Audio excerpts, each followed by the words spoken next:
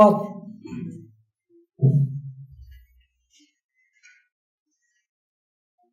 we have to discuss test number 5, and this is third test on Western philosophy. 2 were sectional tests. Question paper was tough or very tough?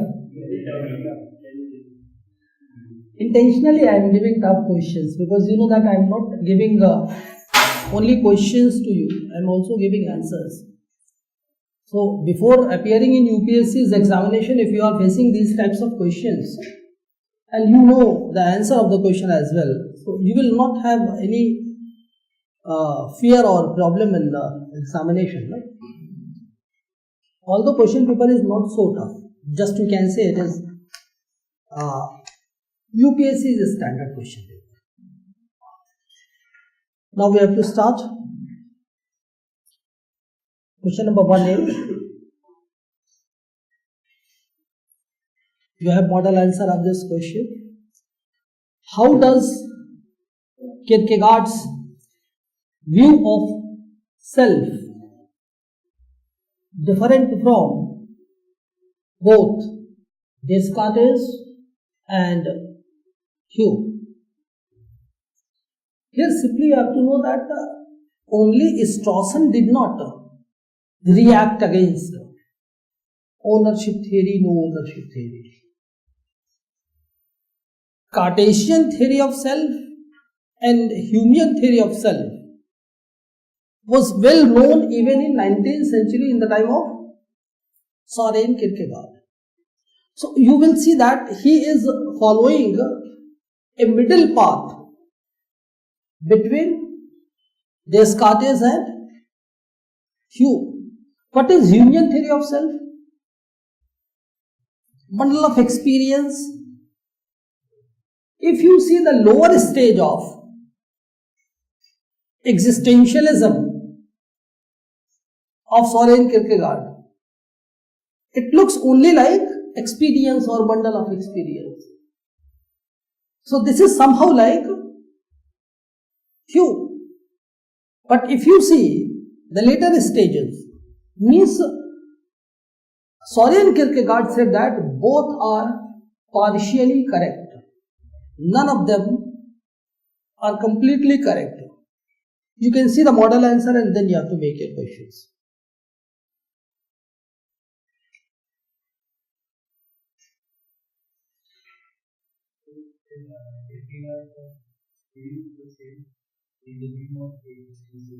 Existentialism.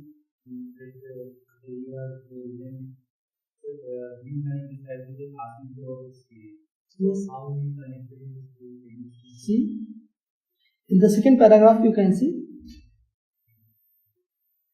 when we do not actively strive to be a self, our life are, as you described them, simply passing flow of experiences with no unity and no center.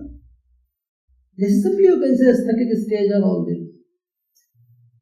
We are doing all activities for what? For sensual pleasures.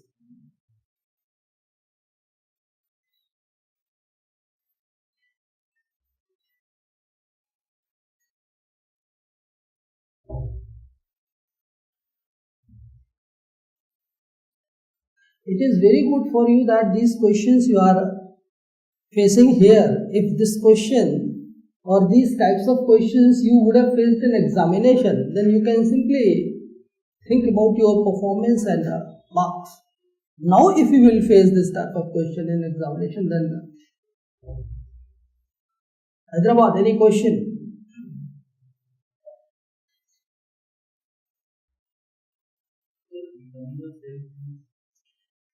Becoming a self means Søren Kierkegaard is an existentialist.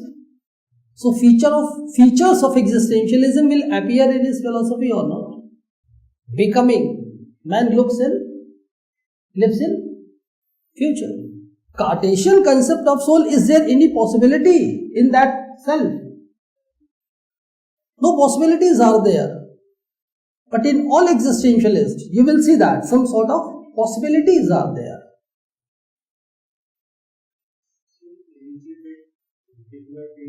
Both are partially correct.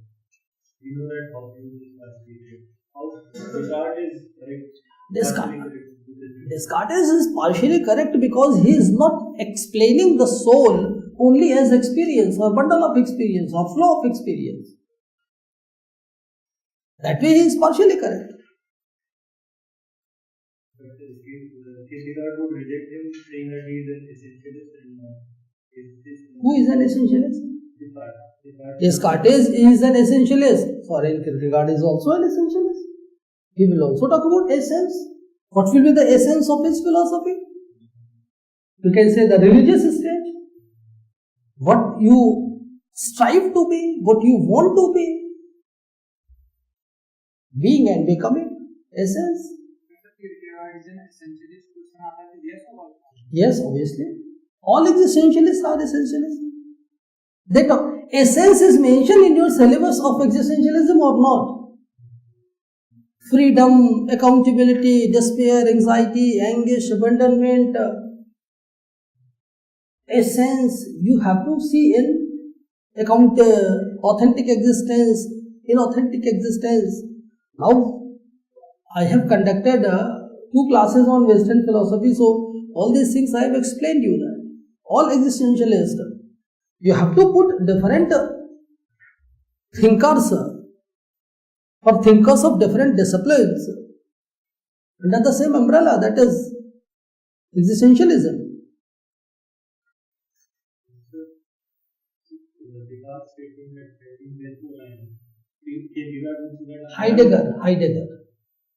Heidegger has reversed the statement of Descartes that he said that I am an existentialist. I will always start with existence. So he said that with due respect, I will reverse your statement and say that I am, therefore I think. Right? Sir, all three given existence. All three? But you have to know the difference. The way Hume has accepted, that is bundle theory. The way Descartes has accepted. You can say that. Because Descartes did not talk about any change in himself or cogito, what he is talking about. Right? Next is, show how Locke received the problem of knowledge from Descartes and passed it to Leibniz. Of this question you have to start how you can connect the philosophy of Descartes and Locke. You can connect only through innate ideas. Innate ideas accepted by Descartes, they are very much important in the philosophy of Descartes or Cartesian philosophy. They unify his epistemology and metaphysics. On the other hand, Locke, being an empiricist, will not accept. He will talk about tabula rasa and all this. And what Leibniz did? Leibniz said that initially things are not clear. In due course of time, clarity comes in knowledge. So it means what Locke is doing, Locke is taking problem from Descartes and criticizes his innate ideas and presented the theory of tabula rasa. Means the rationalism of Descartes and empiricism of Locke was firstly reconciliated by Leibniz, and finally it was, this credit goes to Kant. Why Leibniz did not get this credit? Because at the time of Leibniz there was no threat for physics, though Hume was there.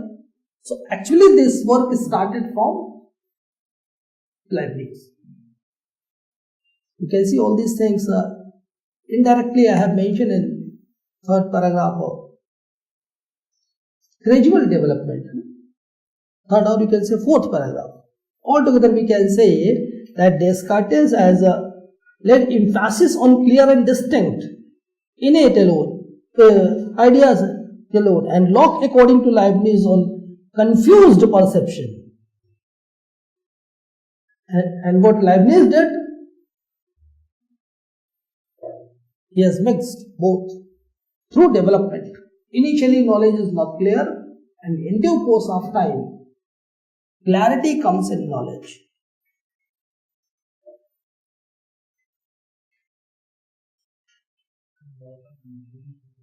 Confused means, according to Leibniz, if you talk about early stages of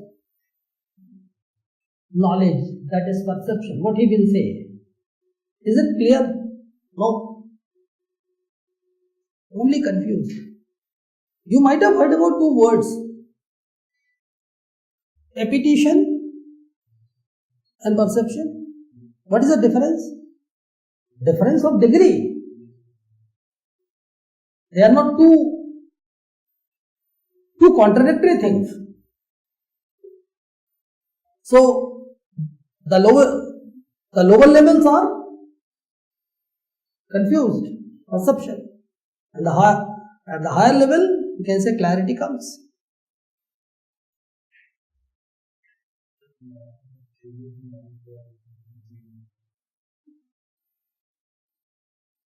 Locke's theory of knowledge here, I will not tell you, that.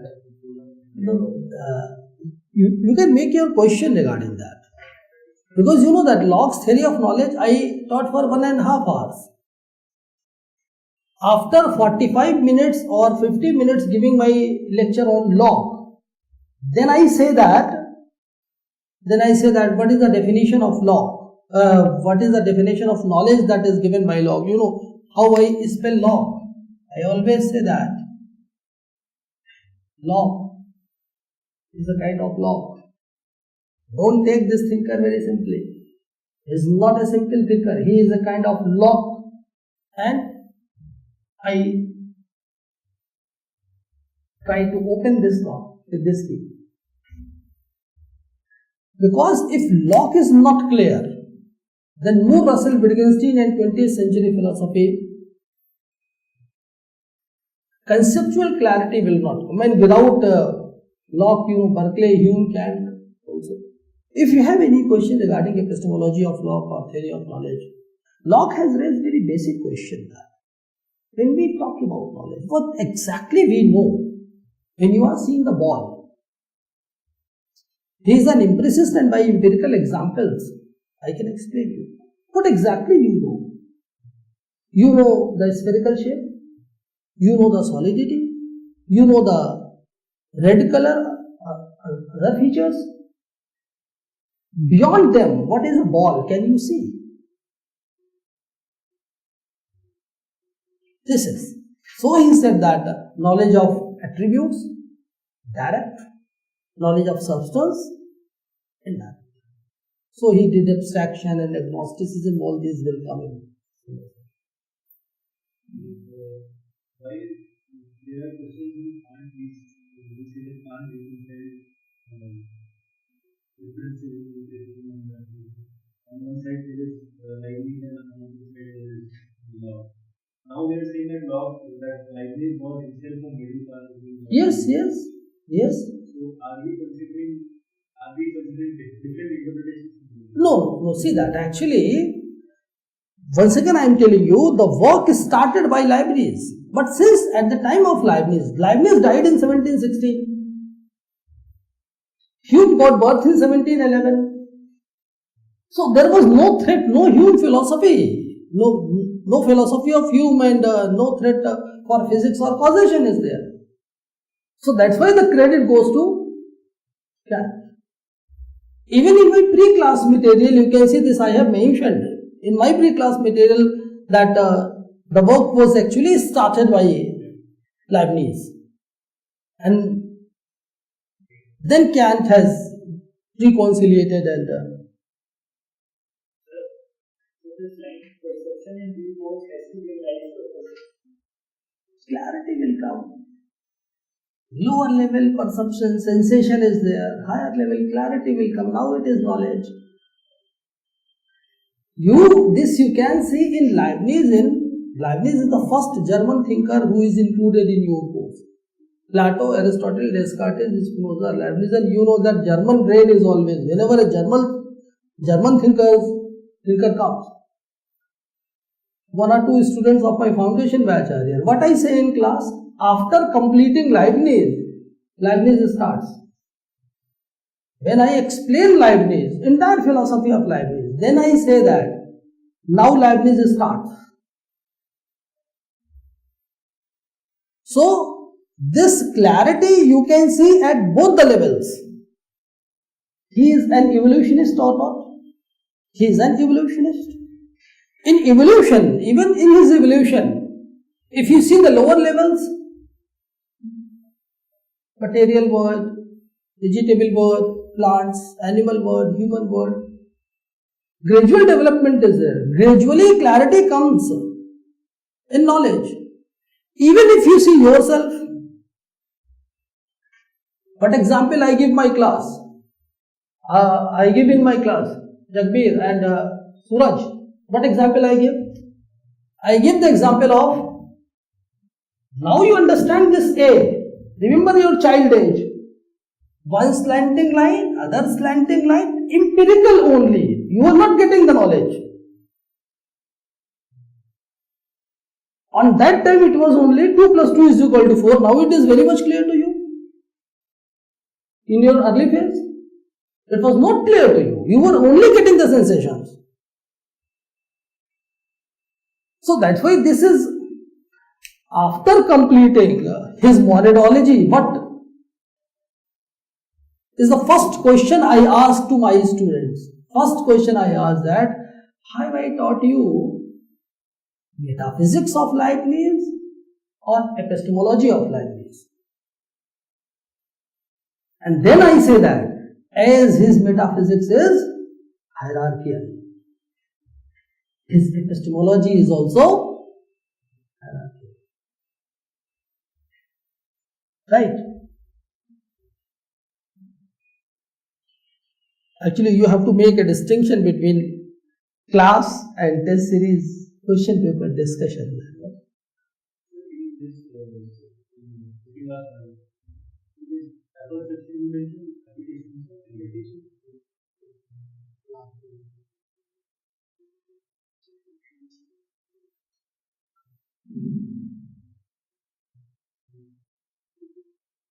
Perception and appetition are the activities of two, you can say, monads lower level.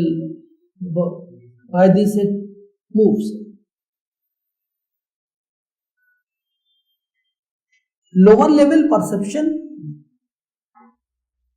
when the clarity comes, now what you will? Can you say that this is appetition? Appetition is simply movement. After clarity of perception, what you will? A perception it is.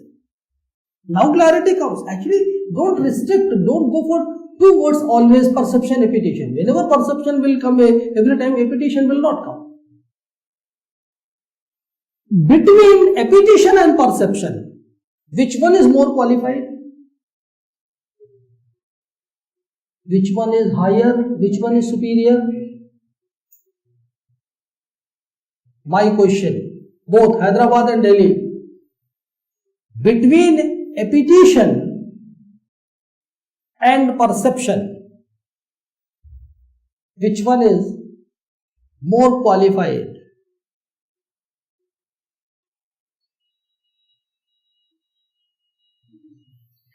If you are doing any work, anything without any purpose, only due to emotions, now it is what? Now it is appetition. When you have certain motive, you have purpose, now you have understanding, then only it could be said as perception. No? Actually, in your early syllabus, Leibniz theory of perception was mentioned in your syllabus. I think 10 years before this topic was eliminated. And earlier I have given one question on this topic and I have also given you model answer of that question as I remember in sectional test.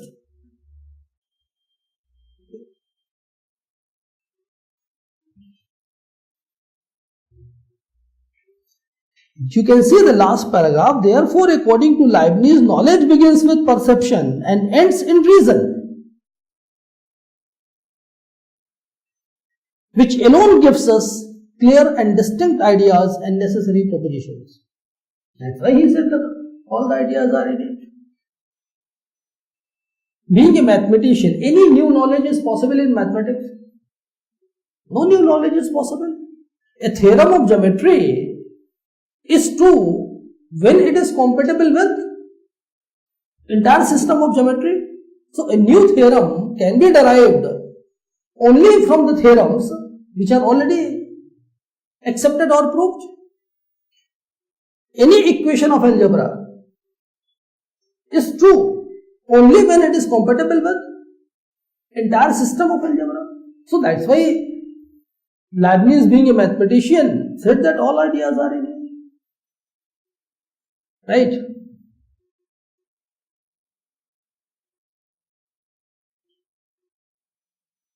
Next is, in what sense is Herschel's phenomenology is a rationalism, and in what sense it is a radical form of empiricism? Explain. You have to focus only on two words. Phenomenology, intuitive or not? Intuitive. No? If it is intuitive, who will talk about intuitive knowledge? Rationalist.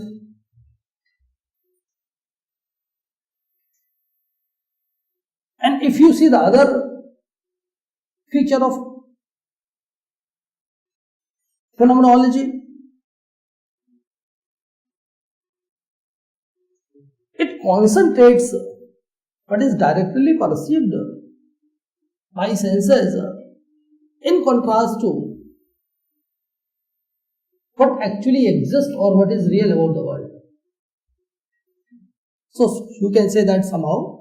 And if you remember, while taking that lecture, I have told you that he has started, he has reconciliated the rationalism and empiricism. He starts with epistemology and ends at metaphysics, and he has also reconciliated the realism and the idealism. You can see the model answer you have.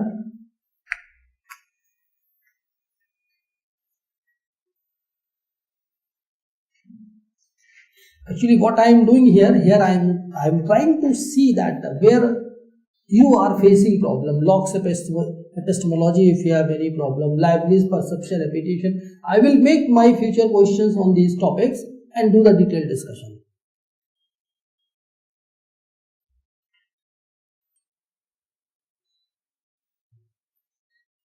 Inductive generalization.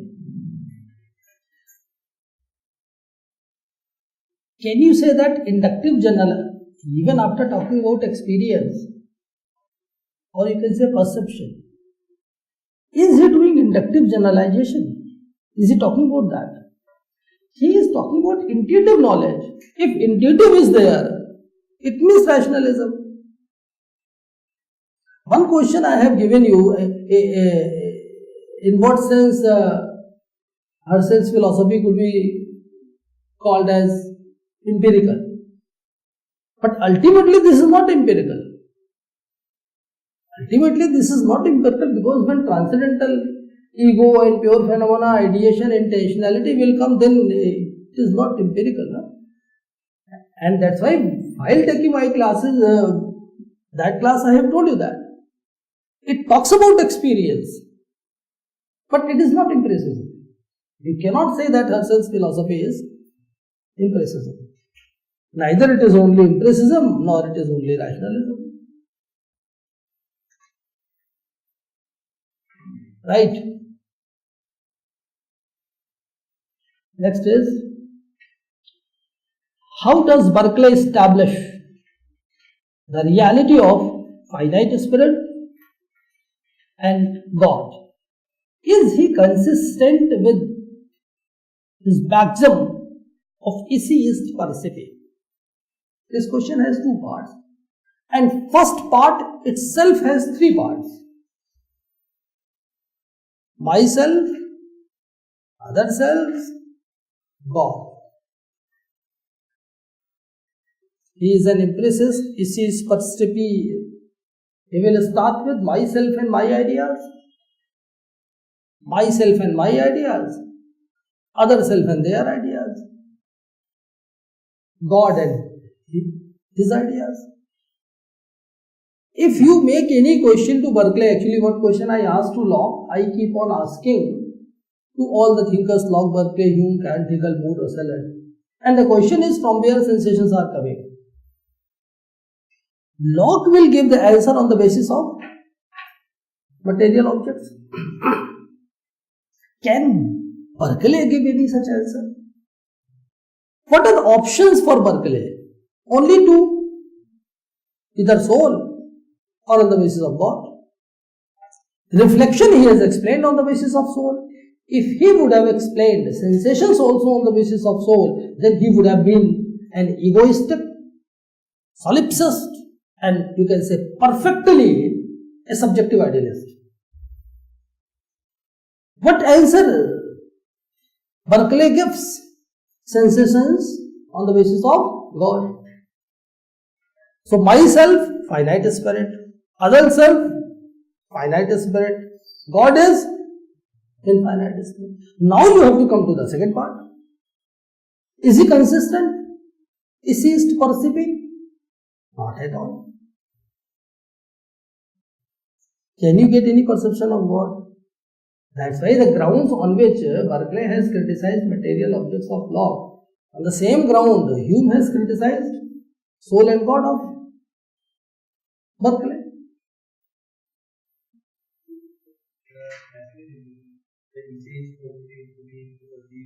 Yes. This is finite spirit and God and Yes. उस sense में can you say that he is consistent with? What is the meaning of essayist perceiving? To be is to be perceived. To be is to be perceived. Can God be perceived? Not at all. That's why you can see how I have started the answer. The essence of a thing consists in being perceived, while the essence of a spirit consists in their being perceived or perceiving.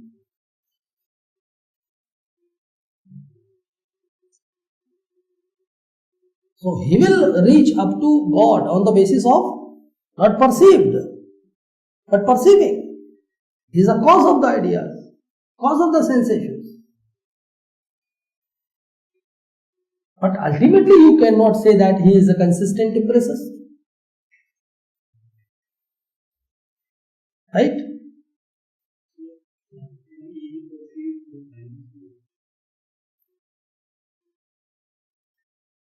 No. That's why I have to. For myself, you can say that I can somehow realize my consciousness. But as far as spirit, that cannot be perceived. That's why I have told you that the grounds on which Berkeley has criticized material objects of Locke, if you cannot perceive, then why you accept?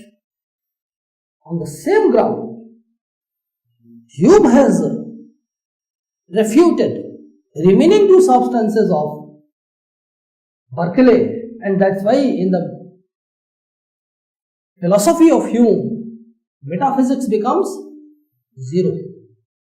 If metaphysics becomes zero, then simply you can say that this is first elimination of metaphysics.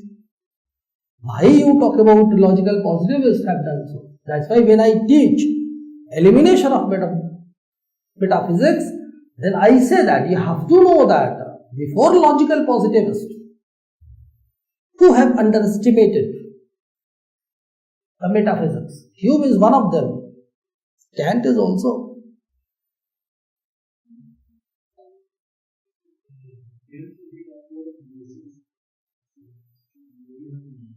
Notions here.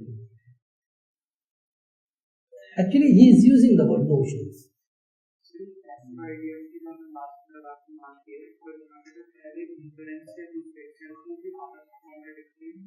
Passive ideas means here you can say that he is trying to search the cause of the ideas.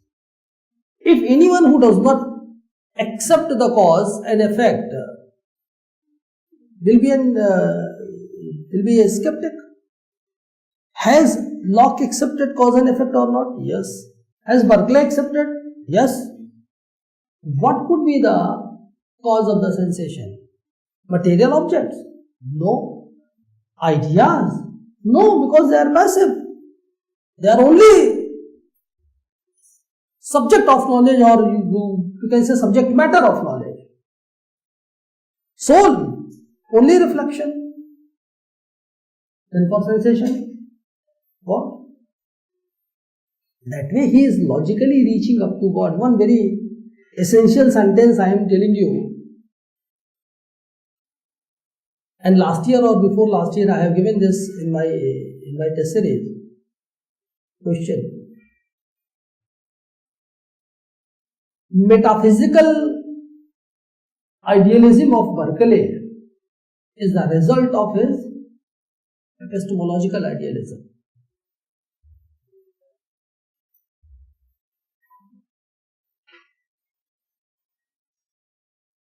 Metaphysical idealism of Berkeley is the result of his epistemological idealism. And then I say that why this is not relevant for Locke. Locke is epistemologically idealist. But even after going for epistemological idealism means attributes or qualities, he has accepted the existence of material objects. They are something but I don't know about. This is not the case with Berkeley. So if any thinker is epistemologically idealist and outrightly rejecting the existence of material objects, then metaphysically he is bound to be an idealist. Right? Hyderabad. Next also you have model answer. What are the two kinds of genuine knowledge according to the logical positivists? Very simple question it was. But even then I did not see that very compact and qualified answer from your end. They will talk about analytical.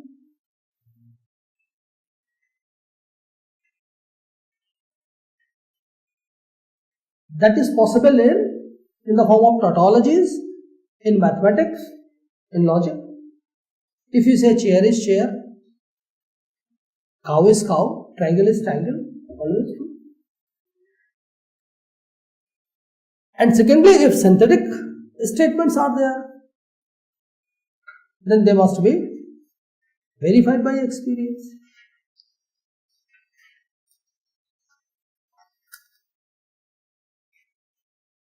Either practical verification or theoretical verification or verification in principle.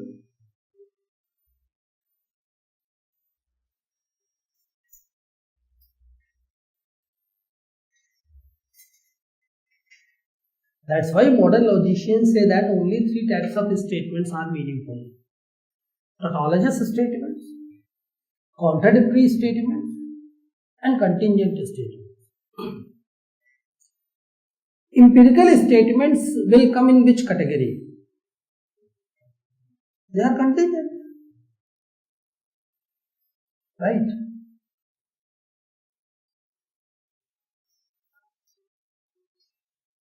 Now you don't have model answers, so I will discuss the things in detail.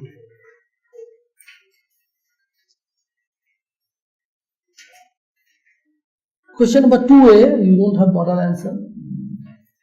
Kant is a philosopher of science, while Hegel is a speculative philosopher and delights in painting his vision through the scenes of history, of events and thoughts. Mostly students are left to this question. And this question is very, very simple question. If you will go through, then you will come to know that what exactly the question is. Kant is a philosopher of science. What is the prime motive of Kantian philosophy?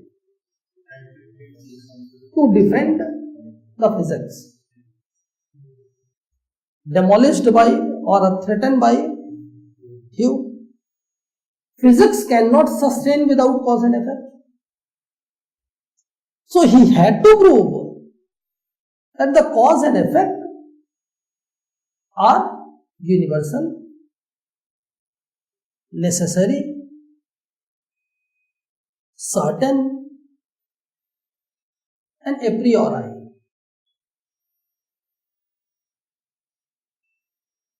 And Hume has attacked on this. Hume said that cause and effect, they are not universal, they are not necessary, they are only probable, contingent, and a posteriori.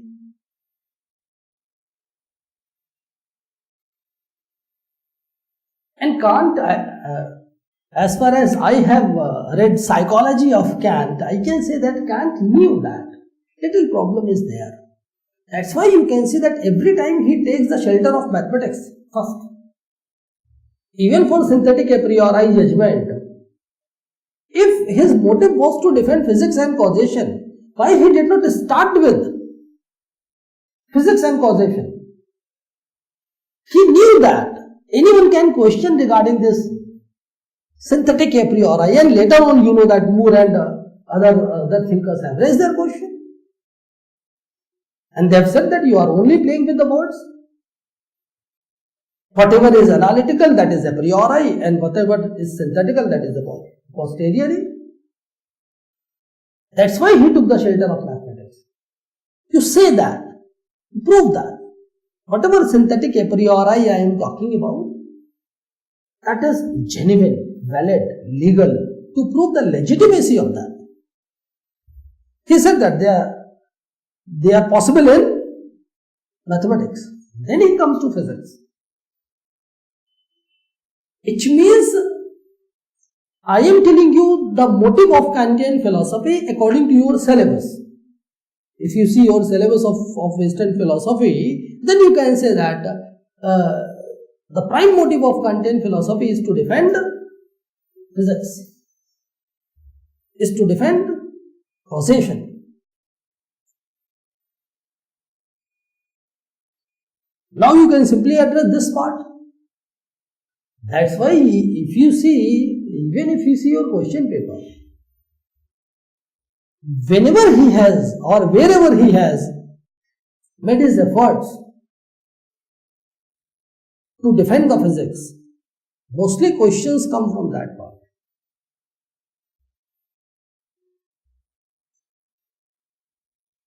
Why this is necessary?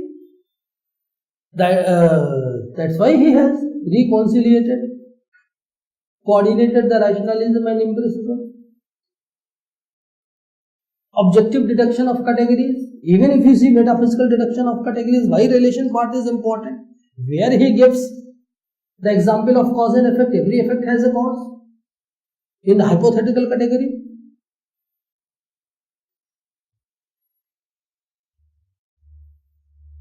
Why he said that my philosophy is second Copernican revolution. Objective deduction of categories. How you can get certain knowledge regarding the nature? Our understanding is not the slave of the nature. It is a regulatory authority. Newton's sense organs did not make the law. By sense organs, you can only see the object is going upward and coming down. Then ultimately Newton's understanding came into play. Is there any force that is pulling the object downward?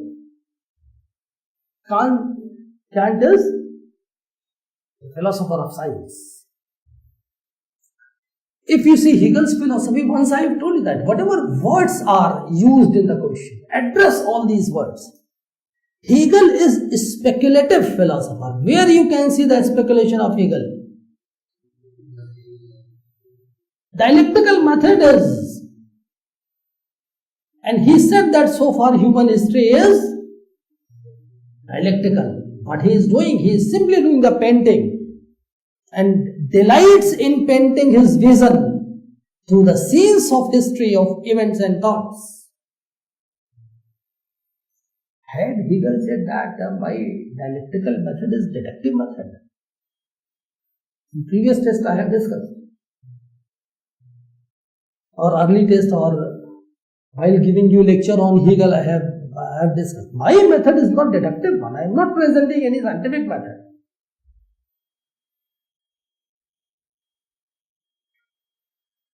And no certain conclusion can be drawn regarding the structure of the future society on the basis of this dialectic, although Marxists have committed this mistake.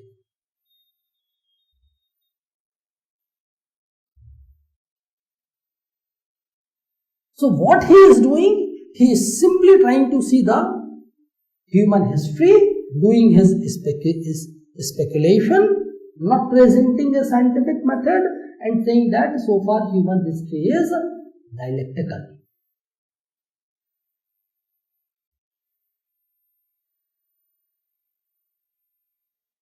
Question was, now you can say, interesting, not tough.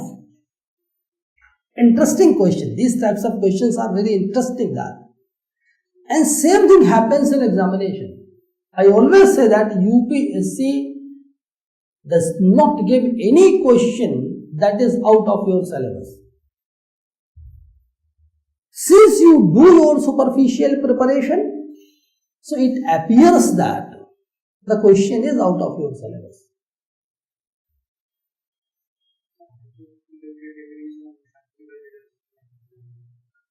Hypothetical categories of Kant. How many types of deductions you know?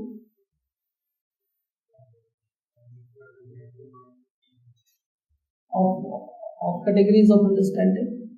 Metaphysical deduction, transcendental deduction, subjective deduction, objective deduction.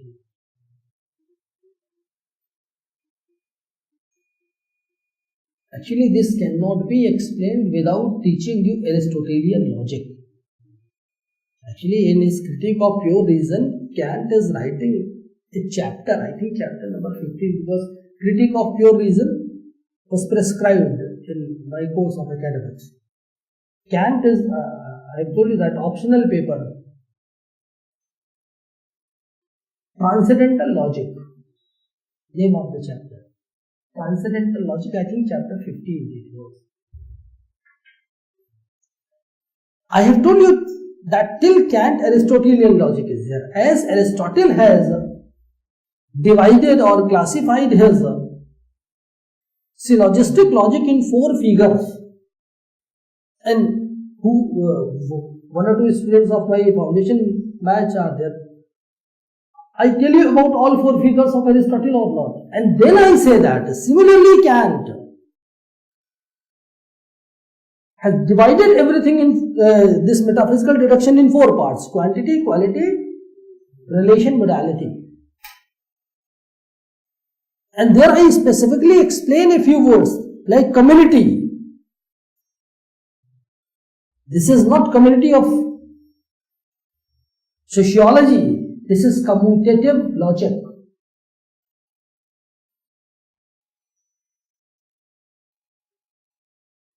And as Aristotle puts 3 statements, 3 propositions in all figures, Kant also. While talking about relation, he talks about 3 types of relations are possible: categorical relation, hypothetical relation, disjunctive relation.